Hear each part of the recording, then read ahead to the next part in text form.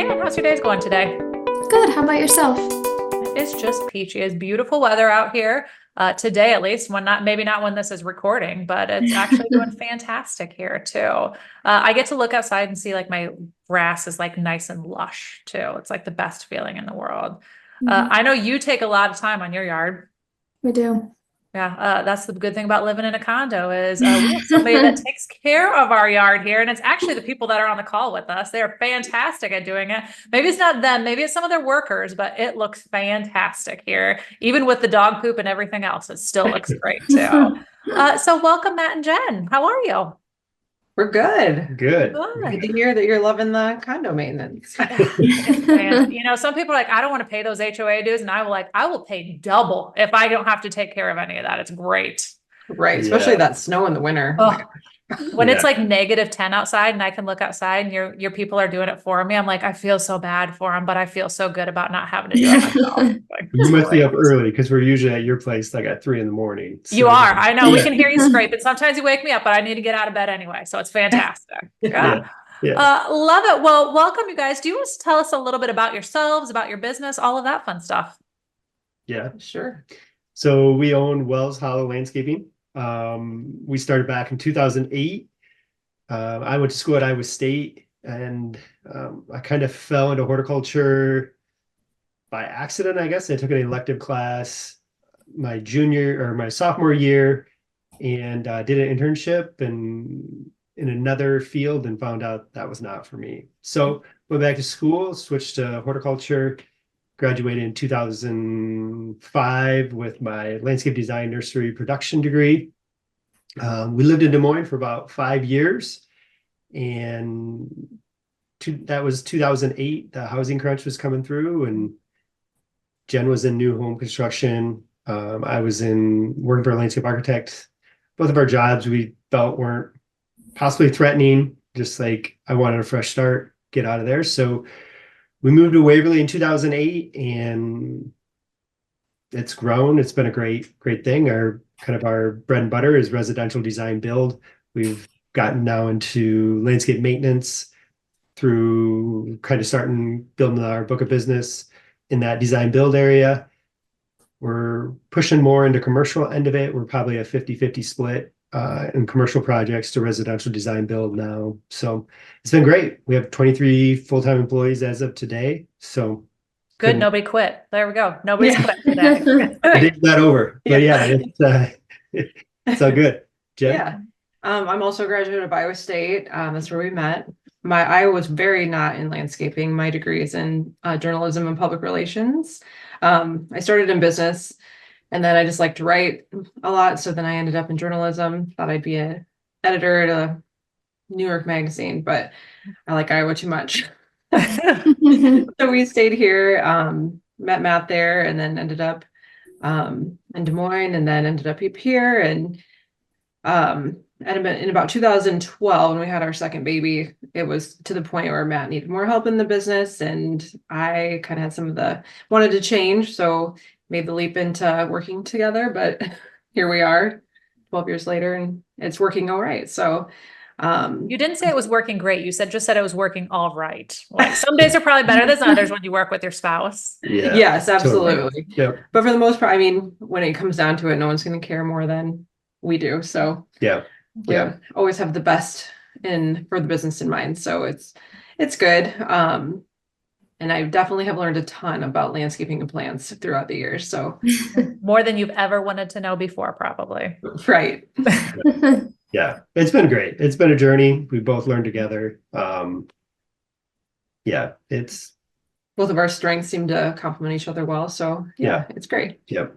That's awesome. So like when we go and show homes as real estate agents or, even appraisers and everything, they talk about like the outside landscaping of your home, or maybe some of that curb appeal that people come into too. So like, why do you think it's so important for like landscaping for people and for house sales and everything else? Why is that such an important piece of real estate?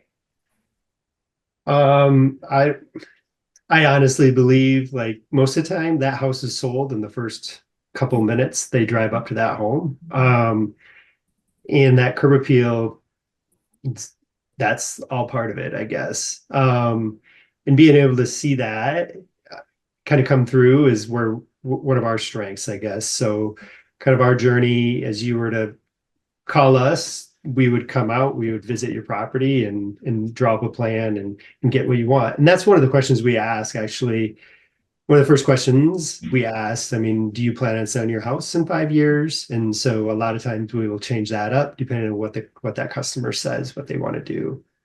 Yeah. Yeah. Well, I think everyone knows, like Matt said, as soon as you drive up to a place, you get a feeling for it. Is, someone that has zero landscaping versus a neighbor that has shrubs and planting beds, the difference is monumental.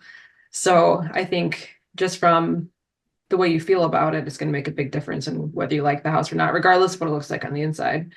And especially if you're not one that likes to do the landscaping piece of it, if it's already done, that's a huge selling point too. Yeah, 100%. I know Matt will probably remember this about me, is like, I just don't want to take care of it. So give me something. So it's fantastic to work with him and be like, give me something that I don't even have to water. I don't have to look at, and it will just live too and rock. Like, I don't want to go out there and weed. I just want rock in there too. And so I bet some of those things kind of go into questions as you're asking people and like talking about what they want too, right? Like what's like your reason behind doing this, or what are some things that you like to do it? Is that kind of how that conversation goes a little bit when you talk to people? Yeah, I would say most of the time people typically know what they want. It's more of just trying to figure out what that is. That's why I think our kind of our creative side of it is our process is so great. We get to kind of draw up a plan, work through those questions. What do you like? What don't you like?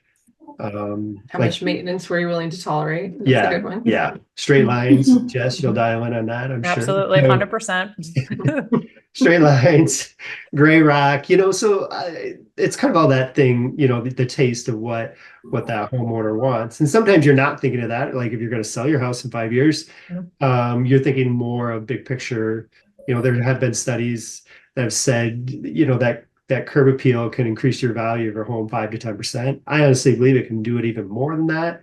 But on a $200,000 home, that's $10,000 to $20,000 extra that, you can get for more for your house if you have, that great curb appeal. But beyond that too, I mean, we honestly believe what we do, it's kind of embedded with our why of what we're doing.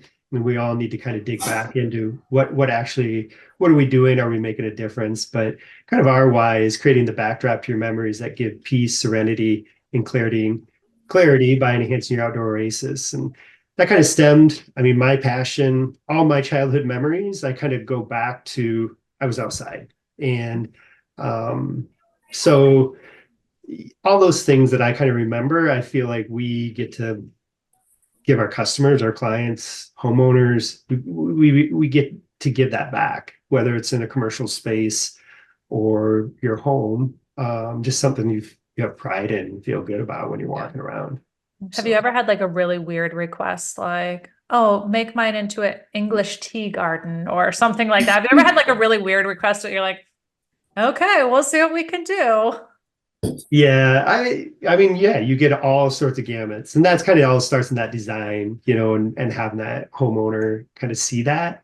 A lot of times people say they have no idea what they want, and then by the time we get through that process or we start doing revisions on the plan, it really comes out what they want and what they value, and the budget's all part of it too. You know what I mean? People will see that and be kind of wondering, that's a little more than what I wanted, or I kind of want to dial in on this area here a little bit more. So I think both of those things kind of talk hand in hand to try to get what you want. And yeah, it all goes back to that pride in that home, I guess. Yeah. Love it. And you can tell when people take care of their home wholeheartedly. When you walk up to the door, you can tell the ones that totally take care of it and the ones that have let it go to junk. You can tell it from the assessor site picture, usually when you're just looking at it, you're like, oh, I don't know if we want to go over to that neighborhood, or the GIS map that looks down, they got like a dump in the back of the yard. So, or they have this beautiful landscape and you could tell from that top picture. So it stems right from that beginning piece too. Right. Yeah. Yeah. Yeah. So let's talk a little bit about like lawn care, because again, I always think that that's one of the easiest things a homeowner can do or pay for to get their yard period looking nice. Maybe it's not even all the shrubs and everything else too, but what are some of like your top tips for like getting your yard looking fantastic? Well, I would say the first and foremost is to do a regular landscape treatment program, whether that be on your own or hire someone to do it. Although we've done the research, by the time you buy your materials, buy your equipment that it takes to do your own, you're about 50, you're about the same as what it would cost for someone like us to come in and do it. We did a little calculation before we met with you, and on a typical 10,000 square foot yard, which is pretty typical for an in-town home, it costs about $78 a treatment on average. And we have 5 treatments, so I think it ends up being about 380 for the year. And also, when you break down what your time is worth, so lots of times it's not even worth it to do it on your own. We also have our lawn care manager, Zach, is amazing. And he really pays attention to weather and timing and gets those in at the most appropriate times to get the crabgrass preventer when it needs to be, the broadleaf killers, different fertilization, scrub control. So when you trust the professionals to do it, you're getting the best timing, best products, and someone who's trained in that arena as well. Yeah, not every yard needs the same thing. And two, that kind of is nice too. If you're going to the store and buying a Scott's fertilizer, nothing wrong with it. Great, you're starting somewhere, but shade areas are going to require less fertilizer, different programs to kind of do that. And so, yeah, I feel like our program, we can kind of cater it to what that homeowner needs. And two, they get, your end product is this lush yard. This year, our job's super easy. We get rain every day, or every other day, and lots of it. So our job, we look really great. But even last year, when we didn't have rain for 3 months, dang near, we were still proud of our yards and still felt like we were getting it. But yeah, it's a tricky thing. You still need Mother Nature to kind of take care of it, but there are some things in the back end that you can get it going. And I think you can tell, again, like if you are doing your yard and you look across the street to somebody who gets it professionally done, I think most of the time, if you don't know what you're doing, you can tell the difference. You can tell the people that are hiring somebody to come do it and the ones that just kind of, I'll throw Eric Kettleson under the bus because he's not on here right now. Hopefully he doesn't listen to this, but back when we took care of our own yard too, like it would be like, he'd go out there and I wouldn't see him for 2 hours and then he'd have to run to Menards because he didn't buy enough and come back and take care of all that. And it was like, we could have just hired this done in the same amount of time that you just took to do all this too, for less money too. Exactly. Like you said too. Yeah. And if you're not someone who loves doing that, I mean, gosh, buy back your time. Yeah. Agreed too. Yeah. And then I feel like regular maintenance on your yard's probably a big idea too, like something that matters too. So maybe it's not even like spraying, and maybe it's like cutting your grass at a certain amount of time or at a certain length too. I bet that all probably goes into it. We get a lot of questions about that actually. Yeah. We have a mowing division as well, and we usually cut our grass at 3.5 inches to keep it healthy. It seems you can tell that people who don't, and when you know what you're looking for, if you cut it too short, it just really stresses the grass, and you might get a little more time between mowings perhaps, but it's definitely hurting your lawn. Yeah, we'll even go up to like 3 3/4 when it starts getting dry. Yeah, that grass height is a big one too. It helps. The weeds are obviously, the less competition they have, but that grass is growing.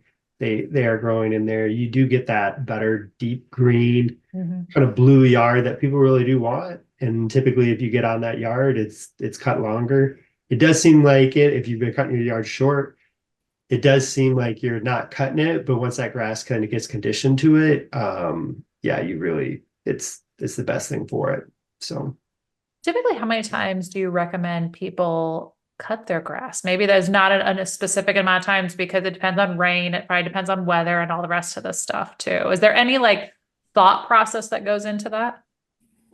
We mow on a 7-day week schedule just because that's what we're selling for 5 to 6 days a week. You know what I mean? And that typically is good. Obviously in the spring, sometimes that gets pushed down to a 5-day, but typically it's every 7 days. Basically the rule of thumb is you don't want to cut more than 1/4 inch of your grass at one time. So that gives you a little bit of, I guess, timing of when do you cut and when don't you cut, but you don't want to be out there just hanging it either and have a bunch of dead thatch laying on your yard. But yeah, and you'll get that occasionally, in the spring, but right now, grass is kind of growing consistently and we're on a 7-day week schedule. Yeah, and it doesn't look like you're baling hay afterwards, so that's Yeah. a good sign. Yeah. Well, I guess maybe here's a question, like to bag or not to bag, like what's like the thought process on that?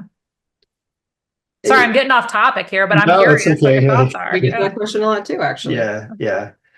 I mean, obviously if you have a bunch of dead thatch in your yard, yeah, it's beneficial to get that picked up. But obviously you fertilize your yard. If you fertilize your yard and you start picking up all those clippings, if those clippings can't go back into the soil, you're just picking up that fertilizer and not putting it back in the ground. So we believe strongly in not bagging. There is a time, when, like I said, you do have to, but you're keeping the nutrients on that soil and letting it kind of go back into there. But again, you don't want just a bunch of dead grass laying out there either. So that's where that 5 to 7 day cutting is beneficial. Now there are some situations, like for instance, like shady areas where you have shade grass, where the grass is really fragile, underneath maple trees, oaks, in between your house on like the north side. Those areas you do want to back off if you can stay off of that and mow, once every 2 weeks type of thing. That soil or that grass is typically like a fine fescue. It's just a really delicate grass that really doesn't do well with high traffic. So shadier areas, you do want to be careful. A lot of times you'll see tracking in those areas, and it's just because it's just so fragile, you can't get in there. And you can easily kind of tear up the grass. So those areas are a little bit different, but for the majority of the time, yeah, I'd say not bag and mow on that 5 to 7 days. Yeah, love it. Or just hire them and they just randomly show up. And I'm like, okay, it's mow day today. I've never put it on my calendar, but it's not like the garbage where I know for a fact it has to get out by Friday morning. It's like, oh, they're here today. Okay, let's not record podcasts on these days then, so that it's not right outside my window. Yeah. Love it. So, I heard that like it's also seasonality of when you're doing these treatments too, because the seasons, a lot of work actually happens in the winter, even though we don't think about it too. Like, how do you plan for different seasons that come up? We have a schedule. So for instance, well, that's why like our 5-step program is catered for each season and what the grass is actually doing at that time and when it needs fertilizer and that sort of thing. But another thing you can do, like for instance, your shrubs and your maintenance around your house. For instance, springtime is kind of that time where, that nice March day or April day when you can get out and do things. It's typically cutting the dead out of your perennials, your hostas, your daylilies, ornamental grasses. Yeah, all that. You're cutting those down to the ground, getting the dead out of those, and the dead foliage. Spreading a pre-emergent in your beds. So pre-emergent is basically it blocks weed seed from germinating. So if you have river rock or mulch, you're still going to have weed seeds that get in there that are going to want to germinate, and so this helps block it. It doesn't affect any of your existing plants in there, but it does help as kind of a deter for new weeds coming in. It really does help for the year. So typically we're timing that in the spring, in that March to end of April timeframe. If you do have mulch, we're coming in and refreshing mulch in those areas too. Typically annually or biannually, you need a refresher with mulch. And then your shrubs, you can give those a light trimming too if you didn't do that in the fall. One thing we get a lot of questions about is spring blooming plants, for instance, like lilacs. What are the other ones? Redbud trees. Oh yeah. Those things, you don't want to trim those until after they bloom. So you don't want to trim them in the fall because they're storing a bud that's what you get a bloom on. A lot of times lilacs, people will say, well, I never get a bloom out of it. And 10 times out of 10, it's when do you trim that? And well, we trim it in the fall. Well, if you trim it late in the fall, you just took that bud off. And so it's storing those spring flowering things at that bud for the next year. So that's one thing we do. Right now we call it our mid-season trim. And we're going in and trimming spireas that are done blooming. trimming evergreens like yews and junipers and that sort of thing that are starting to run some shoots on them. So we typically would do a 2 trimming deal throughout the season, depending on what your idea is of how you want your shrubs to look and that sort of thing. So we're kind of going through and doing that monthly, kind of going through and getting weeds or anything like that out of your landscape beds. We use a lot of Roundup. I know it's kind of a little taboo, but you're not going to get a more efficient product than Roundup on that to kind of take care of a lot of those weeds that are hard to pull and hard to get out. And in the fall, typically after the hard freeze, your leaves will start coming down on the ground. And that's when we go in and really go after the landscape. We'll cut. If we aren't set up for spring, we go in, we'll cut all the dead foliage out of all your perennials, give all the other shrubs like hydrangeas and spireas, all that stuff, a trim, just kind of give them a shape back up type thing and get them where they need to be. And then getting the leaves out of the lawn and your landscape beds. That does help for mice in the winter. It does help kind of keep your landscape fresh than having a bunch of leaves kind of laying there in the corner and breaking down type of thing. So yeah. I think it just makes it look like a Halloween house then. So like, let's get it ultra scary in here, bring out the leaves, not clean them up. Right. And so then after Halloween, you can have them too. Yeah. Yeah. And they usually blow right back in anyway. But That's it. Oh, Yep. I know. If you live in Iowa, that's what happens for sure. Yeah. Love it. So what typically like tools do people have like in their own personal toolbox to take care of their yard? Do you have like some top tools that you think people should like keep on hand if they're going to take care of their own yard? If they're not going to take care of anything, get rid of it all. That's how I feel. I've gotten rid of most of it now. So like, what do normal people keep on hand? Well, I mean, obviously you're going to want a lawnmower. But as far as beyond that, I love like a blower that you can just run around and blow all the leaves and out of your beds and all your clippings that you might blow into your driveway. So I like a blower.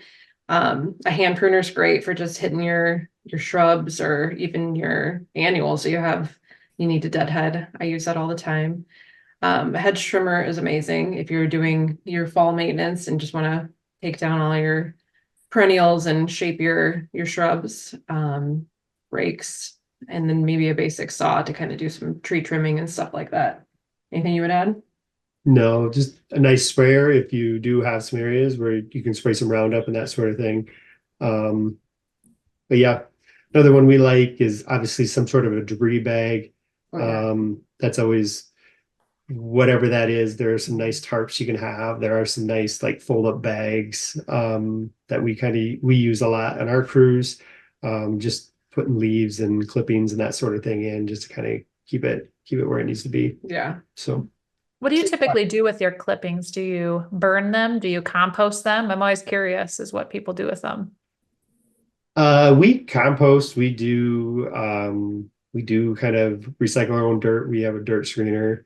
And so a lot of our clippings will go in the pile and we kind of have a system. It'll sit there for a year and it gets kind of spin and turned at a certain temp. And so we do that. I know like Waverly here has a really nice yard waste site that you can take that stuff to. But yeah, typically you're turning it into some sort of a compost. So. Love it. I will. This is why I meant to live in a condo because I'm never going to do that. I'm never going to make a compost heap. I'm not taking my banana peels out there. Nope. Yeah. I'll keep the city in business. There you go. Yeah. Love it. So, of course, you guys take care of my yard here. Kaylen, before we hopped on here, said, "Gosh, I wish I could have somebody take care of my yard." I'm like, hey. Well, this is exactly what this is about too. So why do most people like pay to have somebody take care of their yard? Like, what's the reasoning why most people do it? Like, I live in a condo. I don't have a choice, but I live in a condo for that choice too. But what are some reasons why? Well, I think the number one reason, and we've realized this as we've gotten older, even amongst other things ourselves, is just your time is the most valuable resource you have. And we all have a finite amount of it. So if there's something you just it's not worth your time to do or you don't enjoying it, then it's the best feeling to have someone hired to do that. Like car detailing, for example, for me, Yeah. I do not like the nitty-gritty of cleaning my car. And so once a year I have someone detail it for me and it is amazing. And I feel like a lot of people have that feeling about our services as well. It's the best Yeah. feeling to drive up to your house when our maintenance crew's been there and everything just looks incredible and clean, and you can just rest easy knowing that you can enjoy it without having to put in the work Yeah. beforehand. But yeah, I think too, I guess people always say, even just like you, like, I want these shrubs out here and I don't want to do anything to them, and that, but that is unrealistic. I mean, there is going to be some maintenance with it. And for the most part, I think everybody understands that. Even if you just had rock, if you just had rock around your entire house, that was it. You're still going to have maintenance with it. We always kind of go back to what's the number one thing you're thinking, like, if you were to put money to your time, like a homeowner, if they were put money to their time, what do you think the number one thing is they're going to do to maintain their home?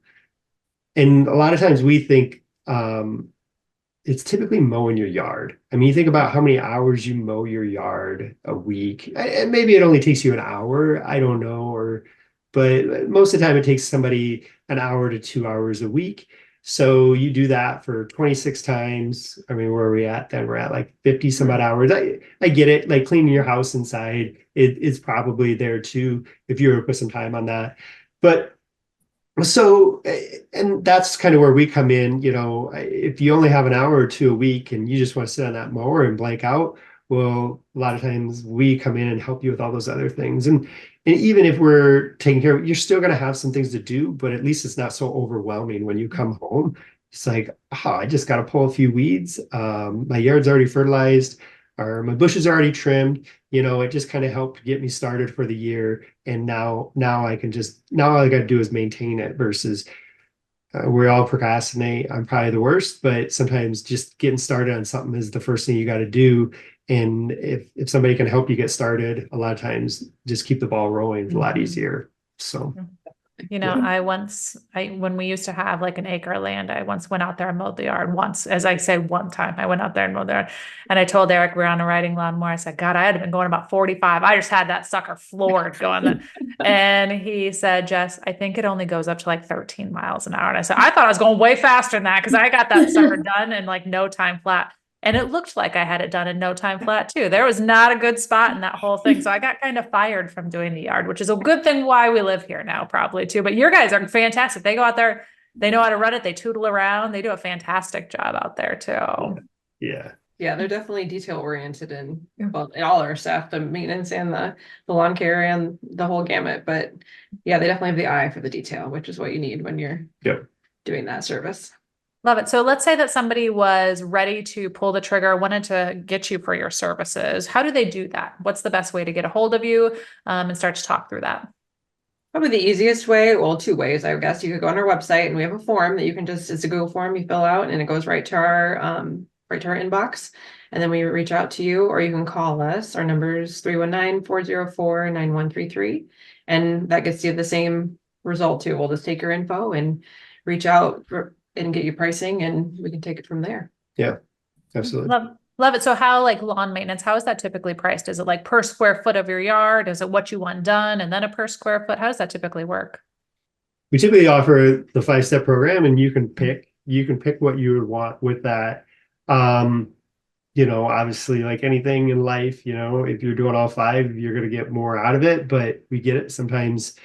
Even HOA, homeowners associations, or there's just some scenarios where, can't afford it type of thing. So we can kind of help you. But typically on lawn care and like that maintenance end of it's a square footage thing. There are some things, if you're having problem areas, if you have grubs, or you have lawn that's lacking that sometimes we'll need pictures for, or need to stop by and take a look at it. But then we can price supplemental things like overseeding or an aeration or something like that. Yep.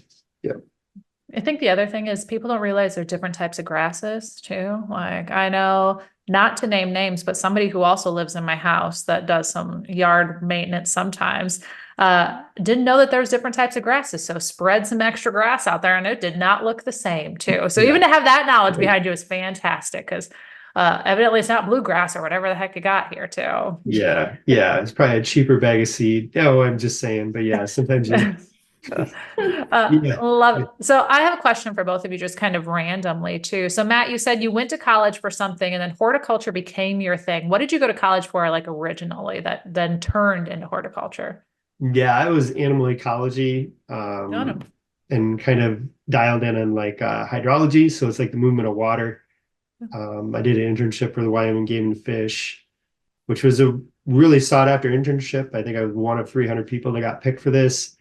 And then you're like, peace out, I'm out of here. I did. I even got kind of called out because I did get my minor then in animal ecology, but I got called out by a professor in like a room of 200 people.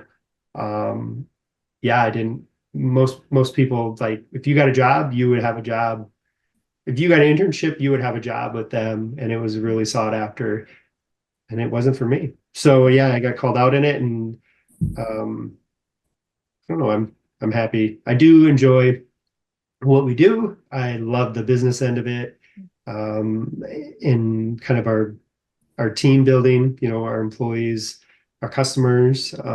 We've built a ton of great relationships just the whole way around with that. A lot of the friends we hang out are all of our customers. I guess when we went down the Y thing, Jen and I, throughout the years, things changed for us, and we went to a football game one night in Waverly here, and it was pretty humbling. Every person that walked by was our customer, and I thought that was pretty cool to be in a town like that and being able to do that. So yeah, Love it. And Jen, for you, what's the most interesting thing you've learned? You were not in horticulture whatsoever. What's the most interesting thing you've learned kind of through this process? Well, I'm fairly confident now in taking care Okay. of our landscaping. So I'm kind of the fall maintenance guru around here anymore. I like it. So I'll confidently go out and know I'm not going to kill anything when I do the fall maintenance. And then actually it was kind of scary going. He was always an entrepreneur spirit, and I took a little bit more convincing on the fact, but I love the business end of it and how all the ins and outs of it and the people and the book work, and it just is always something new. So it's been kind of cool the whole way around. It's funny how life works that way sometimes, that you just end up where you should have been. yeah. With a bunch of different weird turns along the way. Jen still gets to use her major. She's writing, doing marketing on a daily basis. So Yeah. Yeah. A little bit of everything. That's awesome. And it just fits perfectly together, which is why you can be married and still work together probably too. Yes, we have our own lanes for sure. Yeah. And Matt gets to leave the house and go out and do stuff too. And he's not with you all the time. Maybe that helps a little bit too. Yes, Yeah, definitely. yeah. That's his happy place. Love it. Well, we always end with like one random question that has nothing to do with anything. But it's just kind of like our little, hey, let's pull it together. Let's go learn a little bit more about you. So our question for you today is, what's your most used emoji or GIF? GIF, GIF, GIF, GIF. Yeah, I think GIF's the word. What's like the one you use most? Well, he can find the craziest gifts out there. I wouldn't say he's got Love it. one, but like always the right one for the circumstance. Yeah. I don't use them a lot, I guess, but yeah. Well timed, I guess. Yeah. I would say the crying with laughter emoji is probably my most used one. Although my kids say that it's not cool anymore to use emoji, but No one cares what they think. That's what I think it's cool still. So that's all that matters. Like, I just can't help myself. Yeah. you know, I said like, I must type like haha a lot. And that crying with laughter emoji is always the first one. I'm like, can they just randomize that? So it doesn't seem like I'm always like crying with laughter. It's not always fitting, and I'm not going to search for another one, but it's always the one that pops up. I agree. Yeah. Love it. Well, we appreciate you guys hopping on here too. And again, we'll tag everything that they've kind of talked about below too, so that everybody can log on there as well. But again, we appreciate your time and all you do for all the beautiful lawns in Waverly too. You can tell when it's a Wells Hollow lawn for sure. Thank you. Thanks. Yeah. Thanks, guys. Thank you. See ya. Bye.